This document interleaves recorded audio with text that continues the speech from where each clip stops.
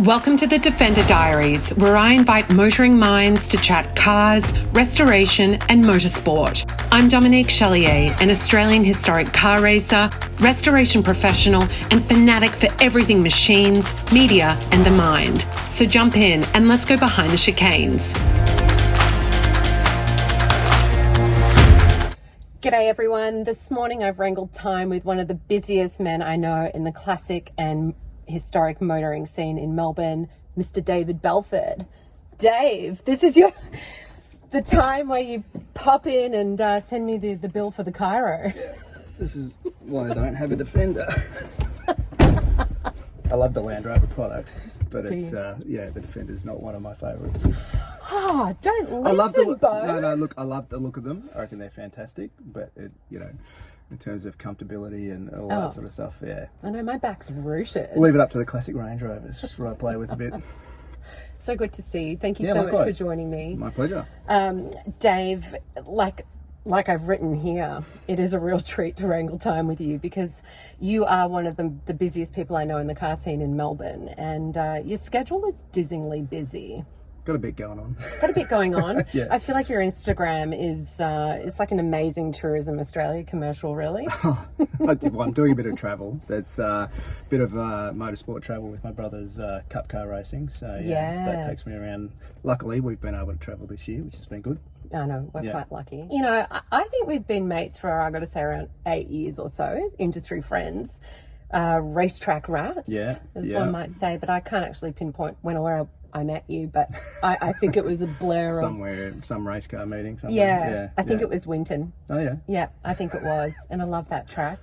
Have you raced that track? I have, yeah. Winton's a great little track and great atmosphere because it's in the middle of nowhere in the countryside, so it's a pretty relaxed atmosphere. Yeah. So good there. Dave, so for the benefit of our audience, I'm going to have to take a deep breath as I recap. Yeah. You're a classic Porsche restorer. Yeah. Your business, Work One Porsche Restoration, formerly known as Classic and Road and Track, is based here in North Melbourne. That's where we right. are. Yeah. Here in the workshop, There's which is a few old dungers out the back. Dungers. So much candy to look at. I love coming here. Yeah. You're a presenter on the show The Motorist. Yes. Yeah. With Benny Musu, and you're an organizer of a boutique rally experience, Work One Rally. That's right. Yeah. You're a historic car racer, road tarmac rallier. Yeah. Additionally, you hit the circuits with your brother Matt in the Pro-Am Porsche Michelin GT3 Sprint Challenge. Yeah, the Porsches. Yep. And when it's not cars, you're shifting the grape gears as a winemaker. Yeah, I like to dabble a little bit in the whole viticulture world and winemaking and stuff. I don't mind drinking wine, so it seemed like a good fit for me. Good fit. And you balance this all with a young family. Yep. And got 2 young boys, 4 and 6. Yeah. Future racers, I'm hoping. They love cars. Yeah. I think it has something to do with their dad being involved in cars, but they do seem to enjoy getting in the cars. Yeah. Oh, that makes me happy.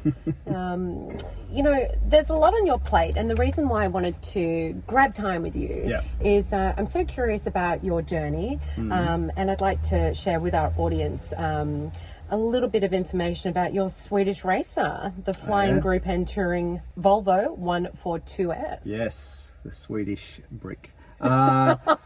It's great. It's a fantastic car. So with being so busy in motorsport and looking after other people's cars, building other people's cars and all that sort of stuff, I needed a car that I could race, which was one on a budget. Yeah. We all need a budget with our race cars, but also something that's simple and easy, cheap parts, and all of those things, and the Volvo fit. I'm one of those sort of guys that reads spec sheets in historic motorsport. We have to, though. Just to sort of find the car that adds up on paper. That should be a really quick car, and the Volvo ticked a lot of those boxes. When I was reading the spec sheet for Group N historic touring cars, the car, it just read really well. It's got 4-wheel disc brakes. It's a 2-litre, it's Weber's, it's 4-speed with an overdrive. Effectively, you can get a 5-speed out of it. Limited slip diff, it had all of the elements that would make a fairly quick race car. So I started looking for one and found one on some sort of car advertisement thing in Queensland. I can't remember how I Queensland? found it, but yeah, it was in Queensland. So I bought it sight unseen and got it shipped down. Straight out of the crocodile's mouth. Yeah. You bloody ripper. Yeah, so it's been a fantastic car over the years that I can, go to race meeting, look after other people, and then just when I'm madly trying to make my race, I can throw the suit on and jump in it and just go. Yeah. We share that actually as people that work in the industry, and so we look after customers that are on the racetrack at the same time as we're true. racing Well, you guys ourselves. do the same thing, yeah. And it's difficult, because your focus is on the guy that you're looking after or the Of car course. that you've built. Yeah. Because it's your reputation. When the car goes out, you want to make sure it finishes the race. You want to make sure it's competitive. The last thing you're thinking about is the car that you're supposed to be racing. So, with the Volvo, it's literally do your tyre pressures in practice and then put fuel in it for the rest of the meeting, and that's just it. on a wing and a prayer, really. Yeah, so you just, and it's great, it starts every time, doesn't complain, and the brakes are sensational, so, it's a ripper historic car for someone who wants a budget and an easy car to work on. Does she have a nickname? Like, you called her the Brick, but I was thinking, like, what about Roxette or ABBA? Come on. I'm not that creative. I was thinking to myself, what can I say to Dave today to make him giggle about the Volvo? And I thought, I came up with this joke, and it's like, and then I thought about it, and I'm like, actually, I'm going to tell him, I'm like, if I was a flaggy, Yeah. Oh, yeah. like, I'd send you the meatball flag, like the Swedish meatball. Yeah, right. I can see that. So, might not come across when I'm racing Swedish meatball. the Swedish meatball, but now that you've said it, if I get one, I'll just keep driving and laugh. Yeah, actually, oh I'll my be God, like, it's the worst thing you could do. I'm like, yeah, no, I get what you're saying. And they're like, oh, no, we really wanted you to come in. Your bumper was hanging off, You're now banned. For the I'm entire banned for the rest of the season. season, So, Dumb. yeah. Dave, I was hoping you could share with me your very first impressions of historic racing. For me, for example, I didn't come from a karting background, which surprised some people. I literally jumped the barrier as a spectator to racer. It was quite a jarring experience. And it still is a massive learning curve for me, although it's far less daunting now. Yeah, I guess it's one of those things. There's a lot of people out there that probably want to get into motorsport or classic motorsport, but just intimidated by it or think it's too much. There's a fair bit going on, but it's, I think at the end of the day, it's the best category of motorsport to get into because of the people around you. Everyone's, very inclusive. Once you get in there, and you start hanging out in the crowd, you'll find that it's actually a great little community, and that's basically how I got into it. So I was restoring cars, and a few of my clients raced in historic cars, and then they decided that they wanted me to start looking after their car. So I thought, I was hanging around the race meetings and going to them. This is just awesome, and I've always wanted to do some sort of motorsport, and by that stage I'd run my business for a little bit, so I had this sort of little bit of financial backing to do it. Bit of padding for the fuel and the tyres. Instead of going out night clubbing and spending all my money on that, I could, do some stuff on race cars. And I thought, that's exactly what happened to me. Sorry to jump in. When I was 25, I'm like, I have to quit night clubbing. I have to quit all the bull crap, and in order to do that, as they say, you can piss it up against the wall, or you could, spend your money on something that's worthwhile. Or splash it out on the track. So I started just building a race car for myself. Amazing. So not karting. No, I didn't do. I did karting socially, but not not competitively. And you don't need to. Look, at the end of the day, a perfect example is my brother. He's never done any motorsport in his life. Really, he's dominating. He's at the moment he's leading the Porsche Sprint Challenge. What? I knew that, but he's done one race, but he's won that round. Wow. He's done 1 year previously of that racing. Prior to that, no motorsport experience whatsoever. So he did his OLT in a GT3 RS road car. Wow. And then he'd been doing a couple of track days the year before, but no motorsport experience. And so you don't have to be a race car driver to go and race cars. This is I think that's the point, is that, you know, people think, oh yeah, but I don't know if I'm a good driver or not. Well, you don't know unless you try. And you learn. Yeah, so you're not going to be, a lot of people have this problem when they go about something, is they want to be the best straight away. Oh yeah. You know, and we all do that. We want to be, but you can't. You've got to get in there and have a crack, and you will become something if you put the hard work and effort in.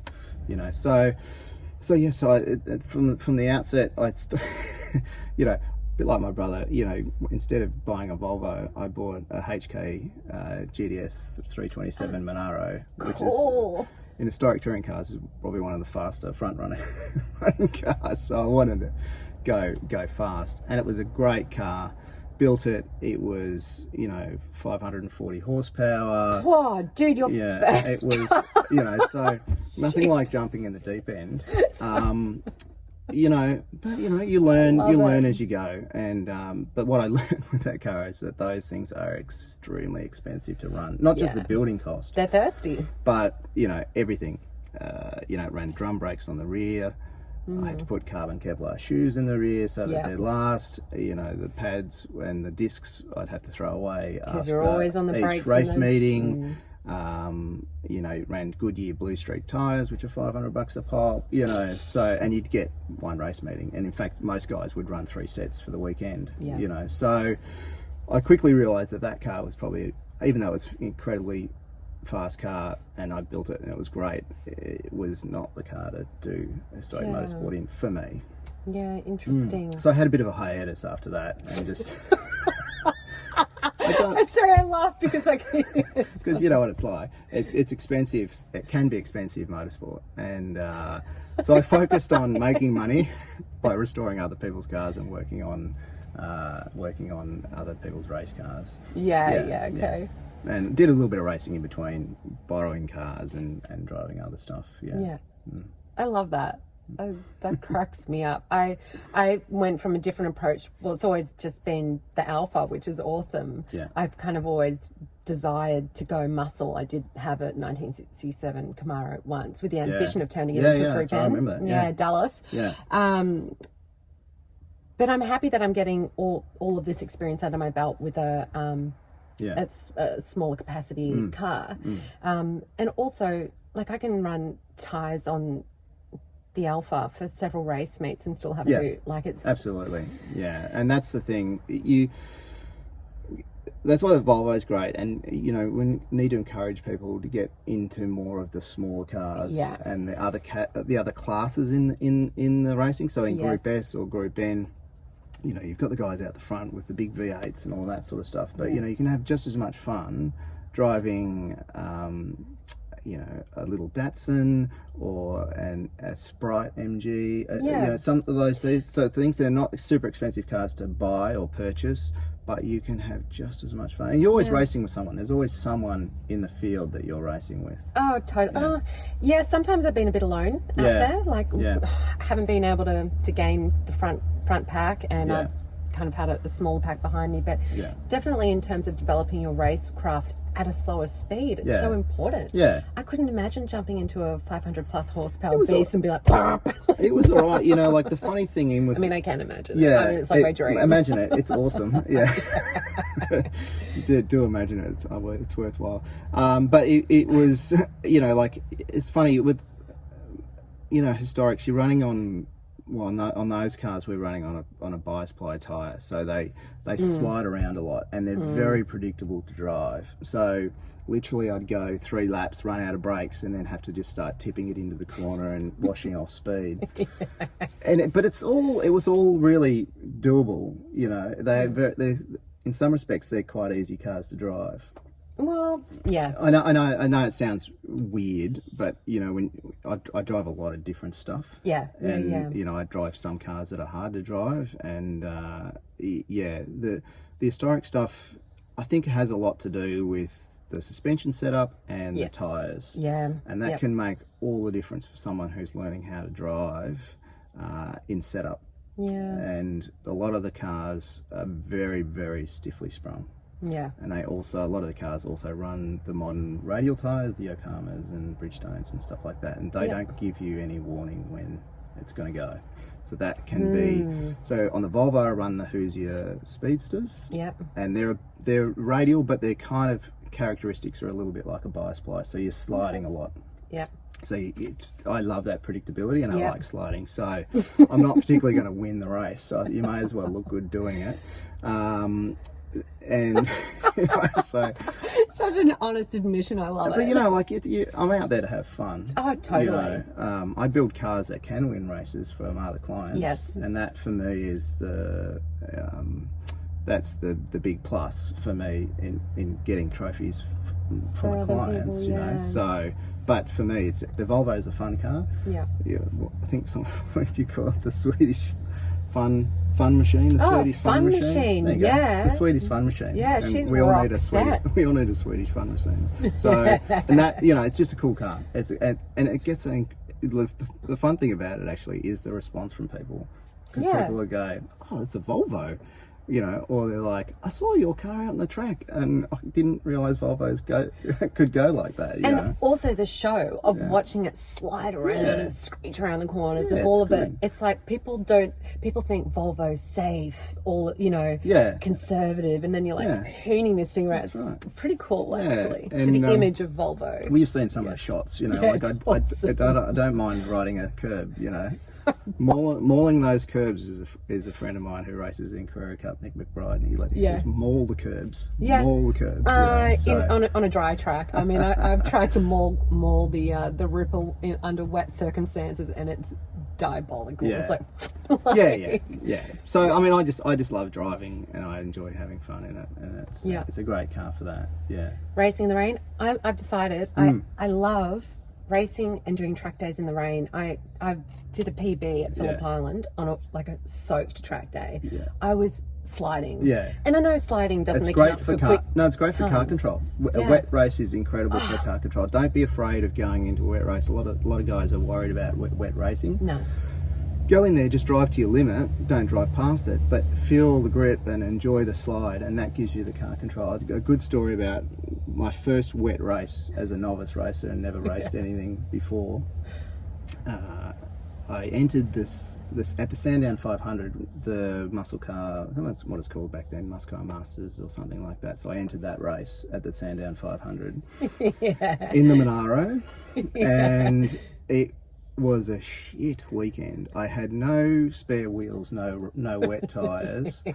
So I've gone madly around the pits trying to find a spare set of rims, and luckily one of the other competitors said, yeah, take those rims, and I bought a brand new set of wets. What a legend. That's what I mean, I'm talking about the pits and you know, the good community. Put them on the car. I thought, oh Christ, you know, how am I going to drive this thing in the wet? You know, 540 horsepower. This is all very well and good, but you've got wheels, you know, this wide, you know, and you're doing warp speed in those things. So we're lined up on the dumbing grid, and it is belting down, like literally belting down. Like they should have perhaps cancelled. Like, yeah, probably one of the wettest races I've ever been in. And it can pull at Sandown. It does, yeah. And not only that, it started hailing in the dummy grid at the same time. So here's Mr. Novice Race car driver driving a 540 horsepower Monaro, sitting in the dummy grid. I think I qualified like maybe 12th or 10th or 12th in a grid of like, awesome. Which was cool, but that was dry, right? I'm sorry. This is so funny because I'm visualizing it. Yeah, right. So, and there's like 30 something V8s in this race because it's the Muscle Car Masters. So anyway, we go out and I do the warm up lap, and I'm like, oh Christ, this thing's got some grip. I'd never raced on wet weather tyres before. Yeah. So I'm, you know, doing the warm up lap. I'm like, oh, feeling the grip. I'm like, this is not that bad, you know. So that was one of my best races. Oh, and it was ever. successful. I'm just waiting for like the... No, I didn't spear off the track. I was waiting. No, so I got a ripper start, got an incredible start. I went from 12th to 4th or something. Whoa. By the first corner. Cannonball. Yeah, and it was an incredible race. It was, you literally couldn't, going up the back straight at Sandown, you could not see in front of you. I was looking out the side to the fence to look for the braking markers. You And, just got spray as well. Yeah, it was wild, but I had a brilliant race and it was super wet, and then it started getting a dry line, and then the guy behind me wasn't on wets. He started coming through the field, and I think I ended up finishing 5th. It was that was my second race meeting. That's so good. So don't never be. I think the takeout is never underestimate your own ability. When you're racing, and you can surprise yourself. You can surprise yourself. Yeah, don't think you can't. Always, my favourite saying is whether you think you can or you think you can't. You're absolutely right. Yeah. So I love it. Still, one of my most treasured memories in life is my class win at Phillip Island in 2016. It was a massive field. I qualified. Practice was a bit shady. Quali wasn't that great, and I had certain little issues, electrical gremlins going on in the car with the rev limiter and things like that, which is fine, normal. This is what happens, right? And then I just said to myself, not just go in there and do it, and just like something happened, like I just demoned it, like I went totally offline and shot up the inside of the straight and just went offline for the first lap. Ended up winning the race. I couldn't believe it. How awesome. It was awesome, but it was one of those weekends I just thought, it's not going to go, there's going to be trouble in paradise. Well, that's my motto. I go to the racetrack now and I just think there's going to be trouble in paradise.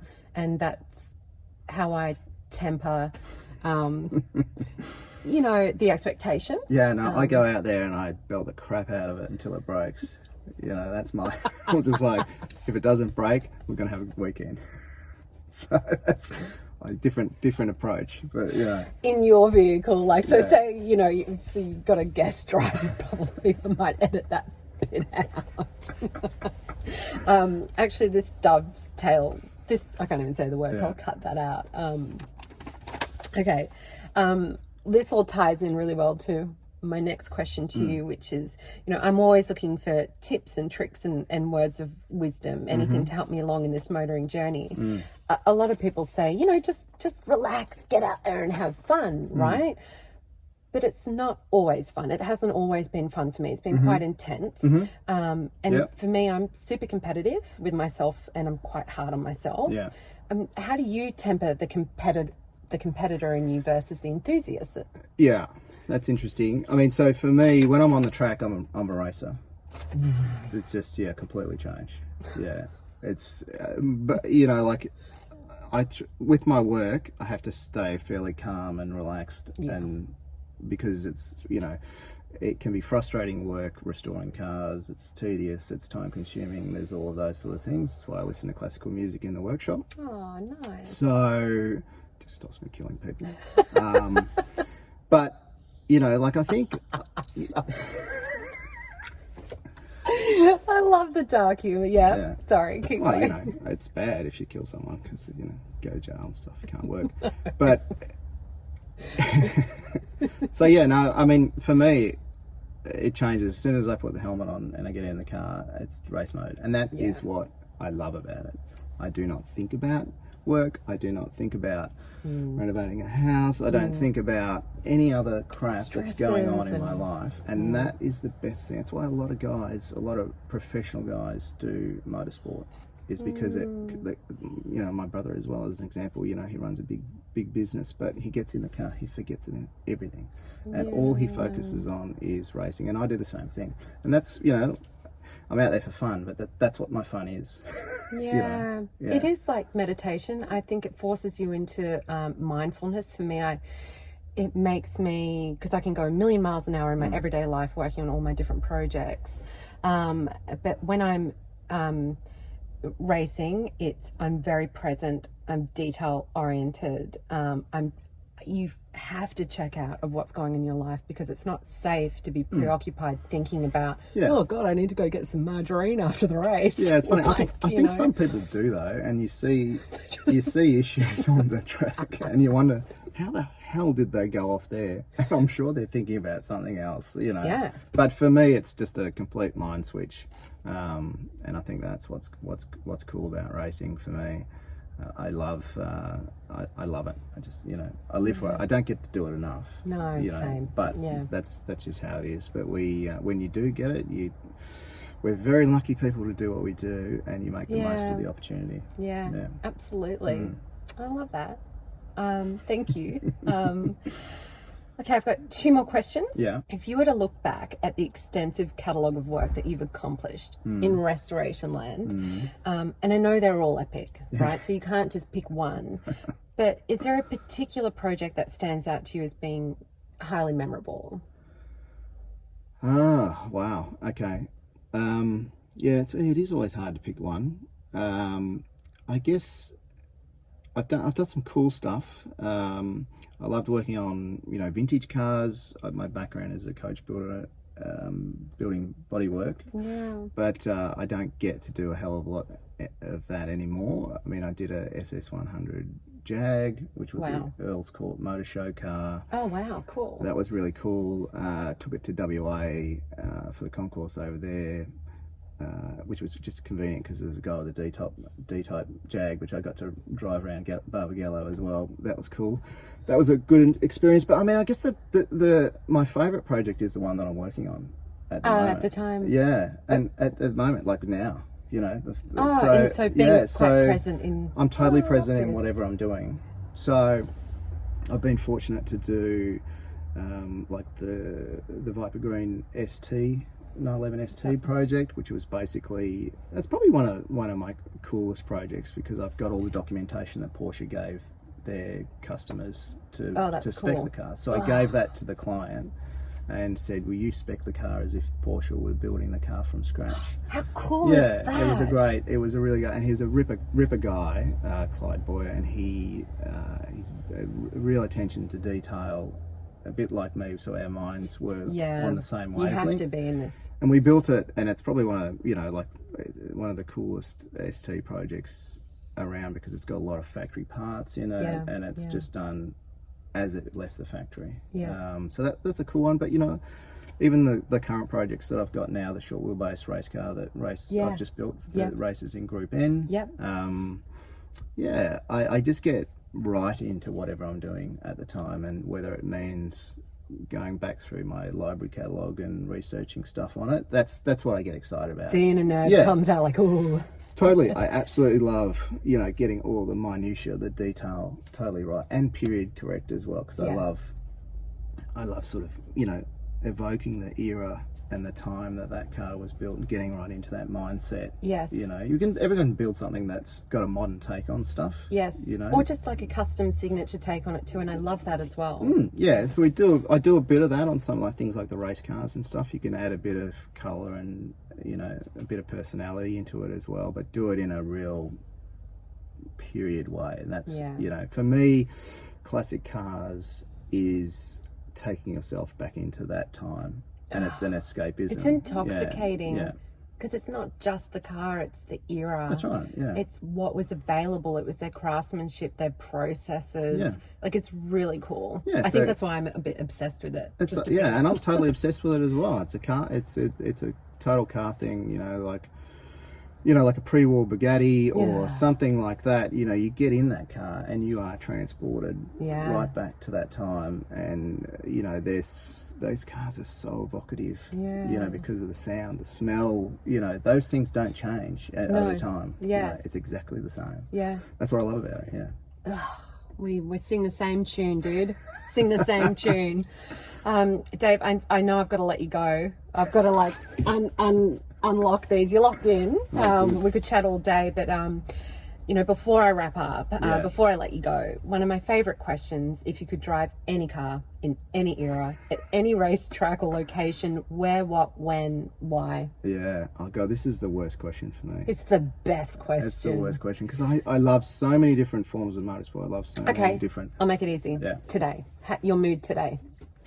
Oh, okay. All right. Well, that doesn't make it much easier. But we just watched Monaco Grand Prix historic. Yeah, I was watching that too. Sick. It was epic. The racing was really, really cool. And one of the sports cars that I have always sort of lusted over. I know I restore Porsches, but I do like English cars. And I've got a couple of English cars. But my favourite English car is a C-Type Jag. Okay. And I think if we're talking about what I'm thinking about this week is probably racing a really sort of battle-worn original C-Type Jag. Ooh, battle horse. Yeah, with dents all over it and Sick. scratches and old, race numbers painted by hand at Monaco. I think that would be it today. Oh, how cool. Sliding it through all the corners. Yes. Yeah. Through the tunnel. Yeah, exactly. Like you'd feel like you're in a movie. It'd be nuts. That tunnel, going through a tunnel in your own car, and the sound would be pretty epic. See, that's an instance of you'd have to stay so present, right? Because if you actually airdropped yourself into that scenario, how could you not be freaking out like this is the wildest, most exciting thing in my life? Your heart would be going pretty quick, I think. But you know what I love about that track too is just all of the Armco. Like some of the pictures, you literally, if you put a filter over it, it would be a period pic, and that's another reason I like that track. So C-Type Jag, Love it. Monaco Grand Prix, yeah. Do all your 1,000 nervous wheeze, get them out of the way. Yeah, that's a racing car driver symptom, isn't it? Terrible. We all suffer that one. This is exactly how I'm going to end the interview on that thought. I'm going for a race car week. Yeah, it's probably about time. But Dave, Cool. you're absolute legend. My It pleasure. really is a privilege to be your friend. And absolutely. Likewise. Yeah, we do what we do. And thank you and good luck with your projects. And I'll see you at the track. No worries. Thanks for the chat. Okay, pleasure. Okay, yeah, no.